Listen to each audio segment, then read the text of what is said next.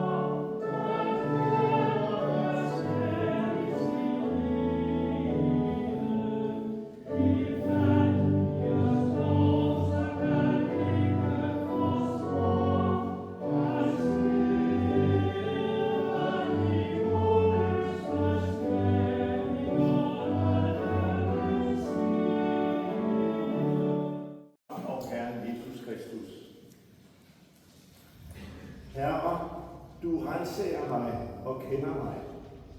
Du ved, om jeg sidder eller står. På lang afstand er du klar over min tanke. Du har rede på, om jeg går eller ligger. Alle mine veje er du fortrolig med.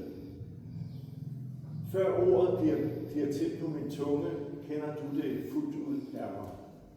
Bagfra og forfra indeslutter du mig, og du lægger din hånd på mig. Det er for underfuldt til, at jeg forstår det.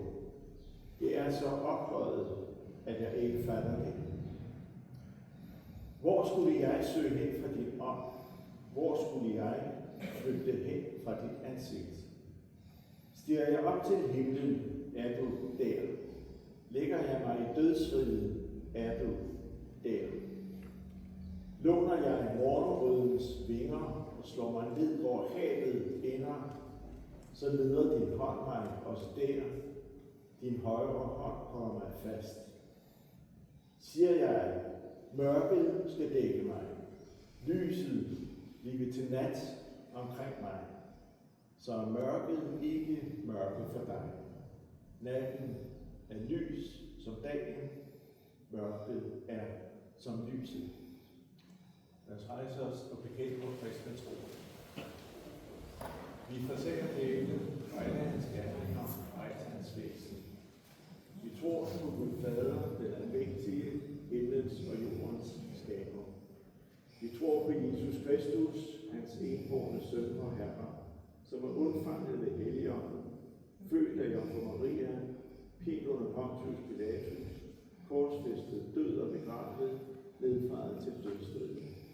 På tredje dag opstanden fra de døde, opfaret til himmels, siddende ved Gud Faders, den almægtiges højre hånd, hvorfra han skal komme døde, levende og døde.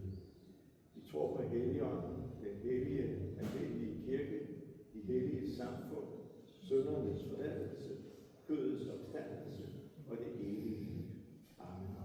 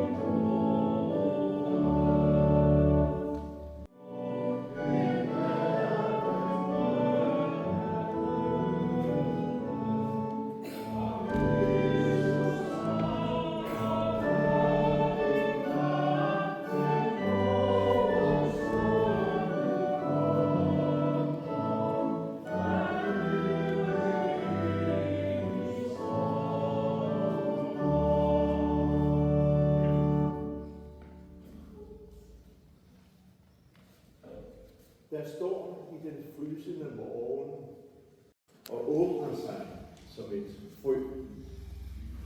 I denne luft er der farver, dit øje ikke kan se. De venter som dybder i rummet over den blinde sne. Stille. Vent med at tale. Sæt ikke noget i gang. En dråbe stillhed mere, og luften er fuld af sang. Jeg var forudgået bekendt med, hvor syg Vibeke Holm var, da jeg for et par måneder siden besøgte hende i hendes dejlige hus i Faro del Calaburas, som hun og Jim i sin tid havde købt sammen. Så jeg blev derfor overrasket over, hvor levende hun var, som hun sad oprejst i sengen og tog imod den gæst, hun havde tilsagt til en samtale om de sidste ting. Vedrørende den bisættelse, der skulle holdes, havde hun et klart budskab til mig. Hun ville, at jeg skulle læse digtet lige før forår. Det er indledt med her, skrevet af Benny Andersen, der den gudbenåede livs- og verdensfortolker, som med humoren som slagvåben trængte ind i en hel generation og blev dens livsvidne. Er han ikke fantastisk, spurgte hun, og det kunne jeg jo kun give hende ret i. Og så skulle vi synge altid Friday, når du går. Det sker efter jordbærkastelsen. Og endelig også, jeg ved en lærkerede. Kun var jeg heldig at besøge hende på en god dag, hvor hun så tilbage på en tilværelse, der havde tilladt hende at trække på et fundament af livsappetit, af videbegær, af nysgerrighed efter at opleve verden, og af modet til at tage nogle valg. Jeg spurgte hende, om hun savnede Danmark. Ikke det fjerneste. Aldrig. Spanierne er hjælpsomme, varme, imødekommende over for fremmede. Danskerne er det stik modsatte. Så talte vi i stedet om kunsten på væggene, der repræsenterede den større verden, såvel geografisk som eksistentielt. Der var dog et stykke Danmark, der havde livslang betydning for hende som en kilde til taknemmelighed. Opvæksten i Sønderborg i et åbent og levende hjem med stor frihed for hende og hendes 2 søskende og økonomisk tryghed. Hendes far havde sammen med en bror med held grundlagt Sønderborg Forlægningsanstalt. Altså tryghed, trods de skygger, som krigen og dens ofre også kastede ind over hjemmet i de første år. Vores forældre havde en nærmest ubegrænset tillid til os. De mente, at deres børn var begavede nok selv til at finde ud af tingene, herunder valg af uddannelse og fremtid, sagde hun, med stolthed over de 2 forældre, herunder den mor, som hun var tæt knyttet til. Hendes første selvstændige livsvalg gik på, at hun ville være stewardesse. Det var en drøm, hun beslutsomt fulgte efter studentereksamen med et udlandsophold i England, Tyskland og Frankrig, og blive så flydende i 3 sprog, at hun kunne komme igennem nåleåndet til uddannelsen hos SAS. Og det var en fantastisk tid hos SAS, fortalte hun. 7 år. Senere fulgte har du afsløret, Britta, drømmen om at blive børnelæge. En plan, hun dog aldrig kunne opgave at fuldføre, for i stedet at blive fysioterapeut og som sådan etablerer en klinik i Hellerup. Rune, Lise, Rune B., Rita, familie og venner, Carlos og hans hustru. I sidder alle med jeres minder, jeres fortællinger og billeder. Billeder, der spænder fra den meget generøse Vibeke, der uden tøven gav, når nogen manglede, til langt mere private mennesker. Hvad angår det sidste, at der er noget, det er alene om, eller højst deler med vor Herre. Ellers kunne man i virkeligheden ikke tale om mennesket som et selv. Og din søster var i udpræget grad et selv, et privat menneske, der ikke afslørede meget om sine inderste følelser. Siger du, Britta og Rune, det kendte du som søn også. Måske, det er sikkert en overfortolkning, forklarer det hendes kærlighed til Harald Bergsteds digt fra 1921, Jeg ved en lærkerede. Jeg ved en lærkerede, jeg siger ikke mere. Og ingen skal få vide, hvor lærkereden er. Der var her en tone, hun kunne spejle sig i. Og det er en stor kvalitet at kunne holde på en hemmelighed, og faktisk også at kunne holde på sig selv. Det er ikke på måde i dag, hvor alt skal siges, skal ud, skal frem. Ordene kan blive for mange, men de kan også blive for få. Vibeke Holm var et intelligent menneske og ville gerne udfordres som sådan. Hun fremhævede mine forgænger i den snelle for hendes begavede prædikener. Det var i en af de sidste uger, hvor hun svævede med bevidsthed og ikke.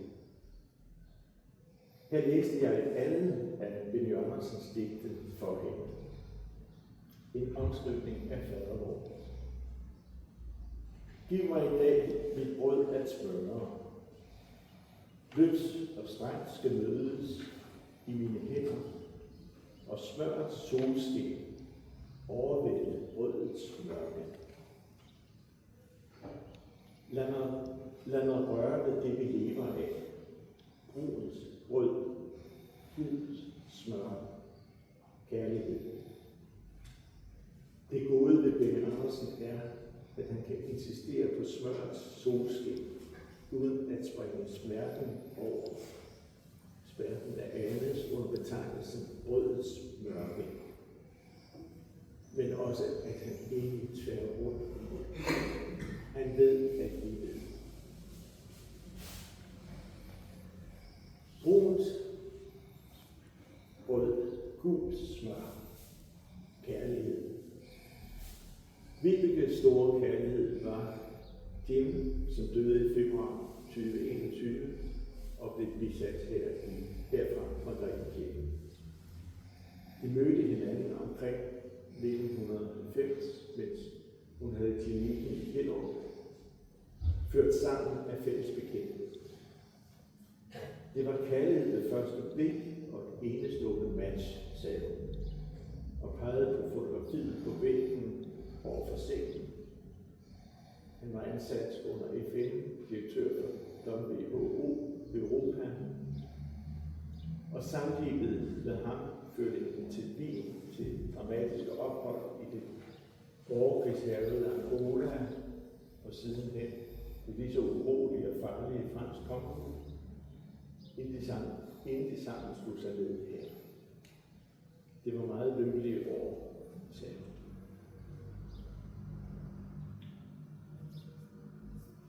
Der står i den frysende morgen en tone, som snart vil tø. Benny Andersens digt står og dirrer mellem to dimensioner, det synlige og det usynlige, mellem stilhed og sang, tavshed og tale, frost og tøtten.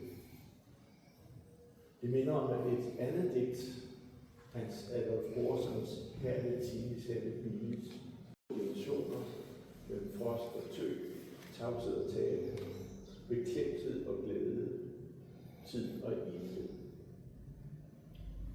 Benny Andersen ville nok benægte ligheden, men derfor kan vi andre jo godt tale om det. Jeg er vist kulturkristen, sagde han til mig. Jeg svarede et eller andet i retning af, at det rakte fint for mit vedkommende, så kan vi andre også være med. I det hele taget er der noget her, vi ikke burde føle os forpligtet på at forklare over for nogen, eller sætte nogen etikette på.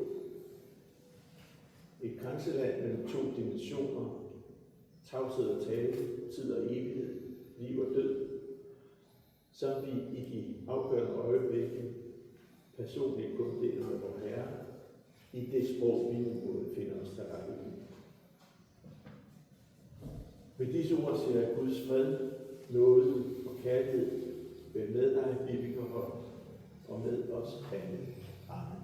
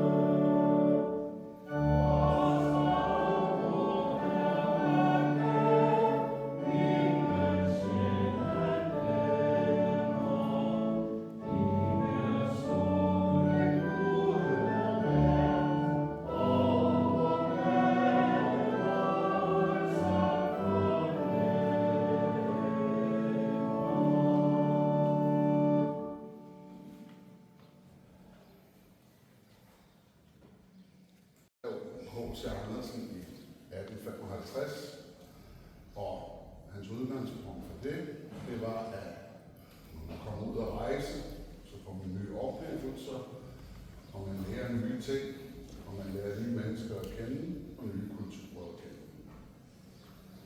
Da min mor hun var ung, hun fortalt, at som ung pige, der blev hun sendt ud for at lære at være ung pige i huset, og blive en rigtig god hjemmegående hustru, men det var ikke helt det, min mor ligesom så sig selv i. Hun ville, som Torkild også sagde, hun ville gerne ud og opleve verden. Der var meget mere for hende, end bare et liv i det sønderjyske. Da hun mødte min far, der var hun stadig stewardesse, og havde været verden rundt. Han havde samme passion for hende, som at komme ud og rejse. Og i første år, de var sammen, boede blandt andet i Kalifornien og rejste rundt i verden. Så begyndte min mor en lidt anden rejse også, ud over den fysiske ud i verden. Hun begyndte også rejsen i familielivet, og efter et par år, så havde hun mand og barn og egen klinik i Hellerup. Men selv med de ting, så var udlængslen, den var der stadig. Så mine forældre tog mig med på rejser, da jeg var barn.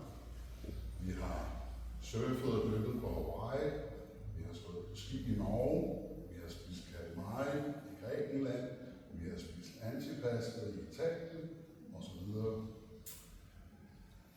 Årene gik, og rejserne var der stadig. På et tidspunkt, så var mine forældre ikke sammen længere, og der fandt min mor så Jim, som viste sig at være hendes livs endegyldige kærlighed.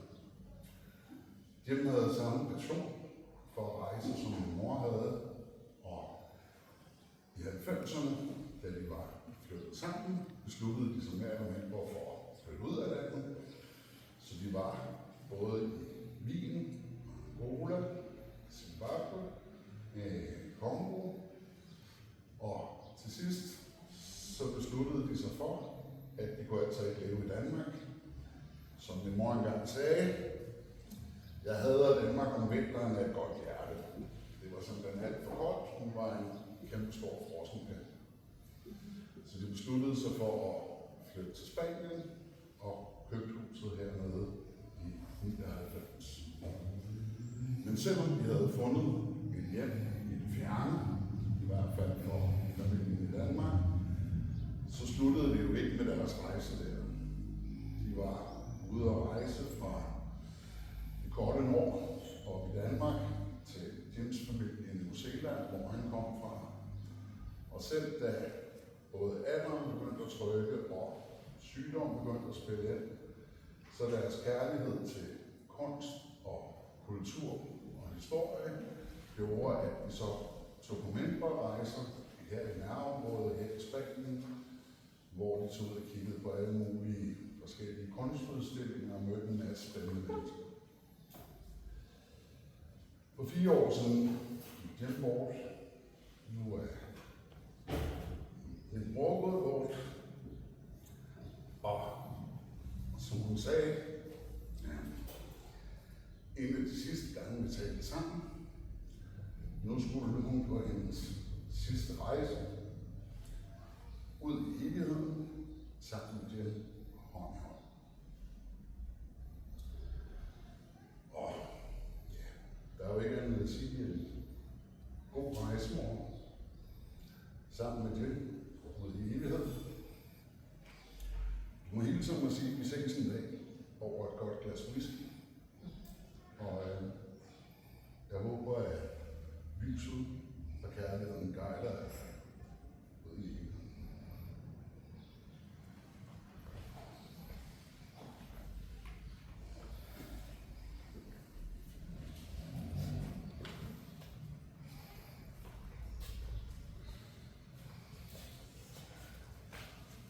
Vibeke asked me to read a little poem for you. And I said to her, Vibeke, I don't think I can read this in the church. And then she put on her older sister stern voice and said, yes, you can. So, as usual, no discussion. When that voice is on, I tried. Miss me, but let me go. When I come to the end of the road and the sun has set for me, I want no rides in a gloom-filled room. Why cry for a soul set free? Miss me a little, but not too long, and not with your head bowed down. Remember the love that we once shared. Miss me, but let me go. For this is a journey we all must take, and each must go alone. It's all part of the Master's plan, the step on the road to home. When you're lonely and sick of heart, go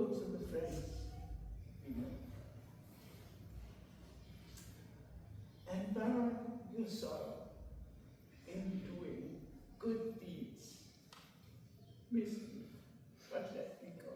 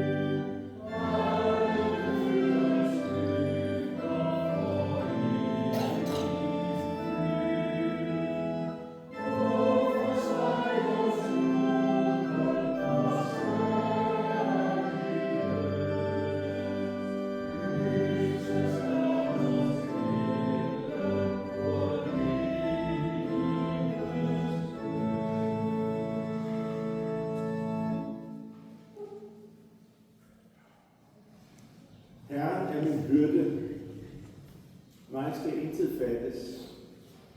Han lader mig ligge i grønne enge. Han leder mig til det stille vand. Han giver mig kraft på ny. Han leder mig ad rette stier for sit navns skyld. Selvom jeg går i dødens dag, frygter jeg intet ondt, for du er hos mig. Din stok og din stav er min trøst. Godhed og troskab følger mig, så længe jeg lever, og jeg skal bo i Herrens hus alle mine dage. Amen. Det delende håb ved Jesu Kristi opstandelse fra de døde.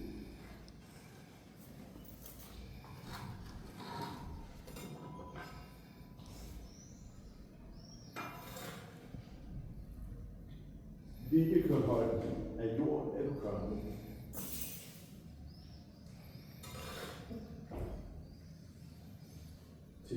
skal du vide.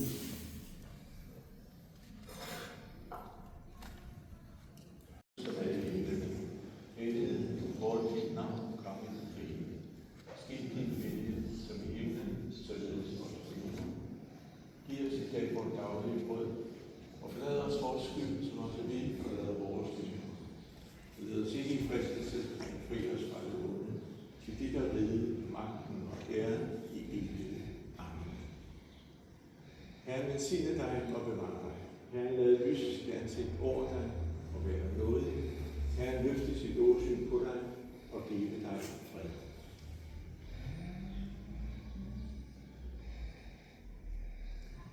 Vi synger nu altid frejlig, når du går.